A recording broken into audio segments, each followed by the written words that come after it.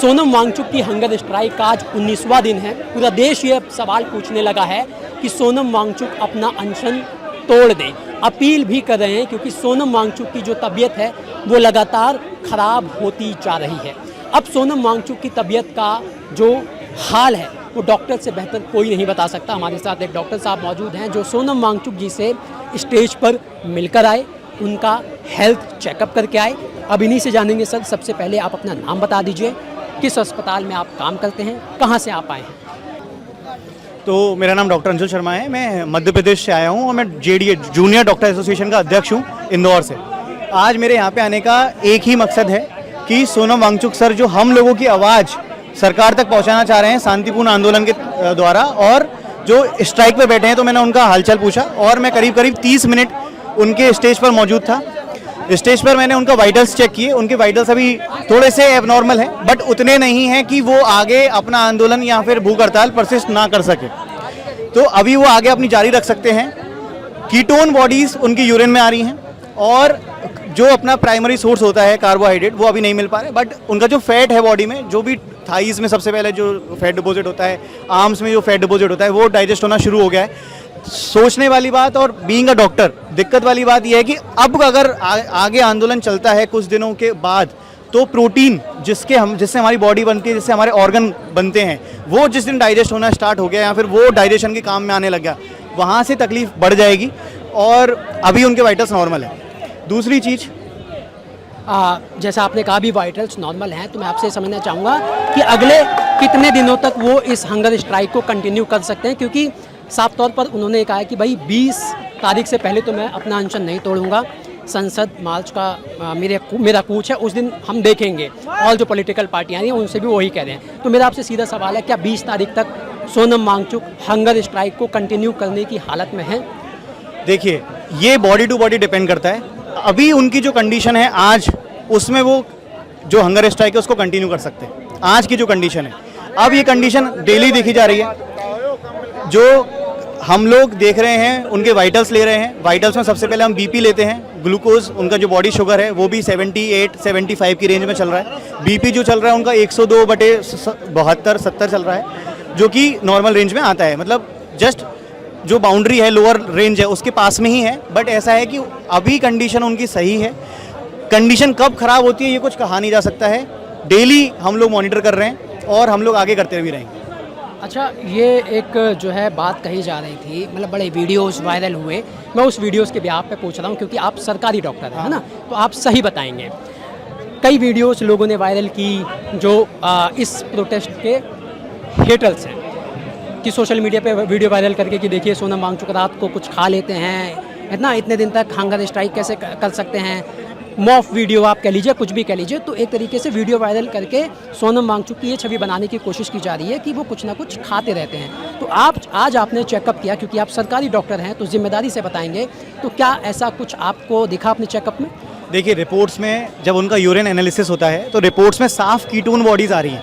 तो जो लोग कीटो डाइट करते हैं या फिर जो लोग जिम जाते हैं और जो भी हेल्थ से रिलेटेड थोड़ी बहुत भी इन्फॉर्मेशन रखते हैं, उनको ये पता होना चाहिए कि अगर आपने कुछ भी कार्बोहाइड्रेट लिया, सपोज करो आपने एक भी केला खा लिया, तो वो कीटोन बॉडीज आना कम हो जाएंगी।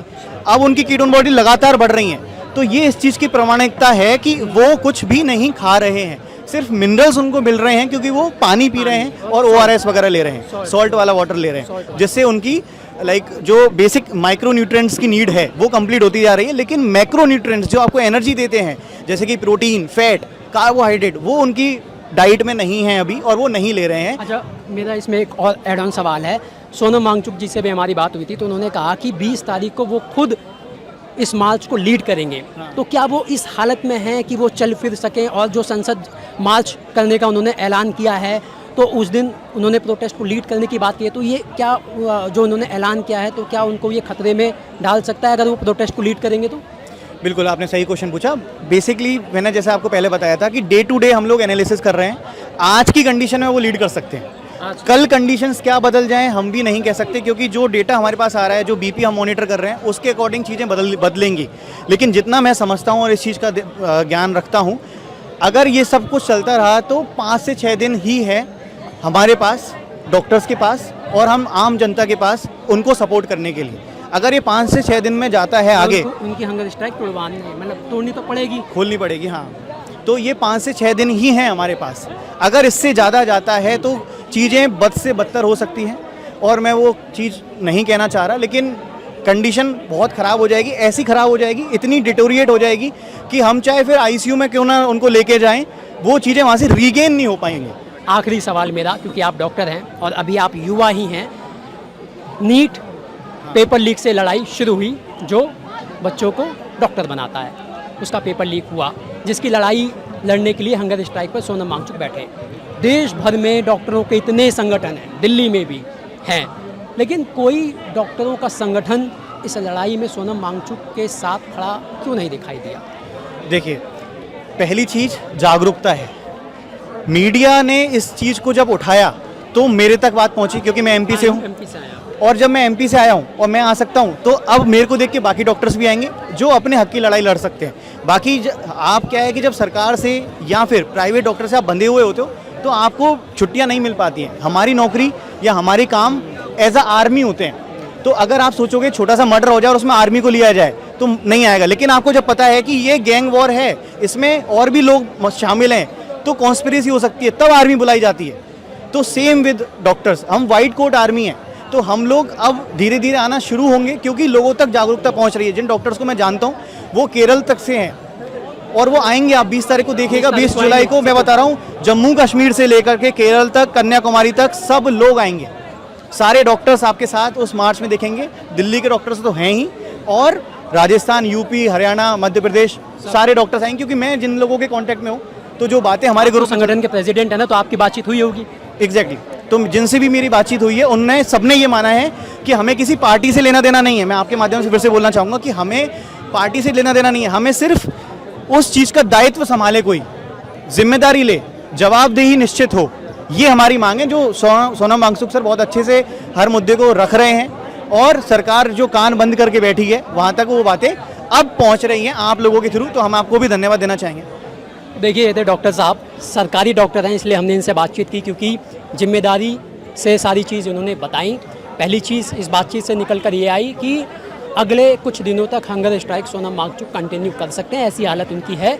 दूसरी ये कि जो उन्होंने प्रोटेस्ट को लीड करने की बात कही है, तो वहाँ पर स्थिति बिगड़ सकती है, क्योंकि जो है शरीर बहुत ज़्यादा कमज़ोर उनका हो गया है। तीसरी और सबसे बड़ी बात, सोशल मीडिया पर जो उनकी रील्स उनके हेटर्स वायरल कर रहे हैं, जिसमें उनको ये दिखाया जाता है कि वो देखिए पर्दे के पीछे कुछ खा रहे हैं, वॉशरूम जा रहे हैं तो थैले में लेकर कुछ लेके जा रहे हैं खाने के लिए। तो डॉक्टर साहब ने उसका भी क्लैरिफिकेशन दिया कि अगर वो कुछ खाते तो जो कीटोन बॉडीज लेवल है वो यूरिन में जो आ रहा है कम हो जाता, वो हाँ कम हो जाता है, वो अभी बढ़ा हुआ है। तो इसका मतलब उन्होंने पिछले 19 दिन से कुछ नहीं खाया है। ये पूरी बातचीत डॉक्टर साहब की ऑब्जर्वेशन सोनम वांगचुक की हेल्थ अपडेट को लेकर थी। पूरी बातचीत आपको कैसी लगी, आप कमेंट करके हमें ज़रूर बताइएगा।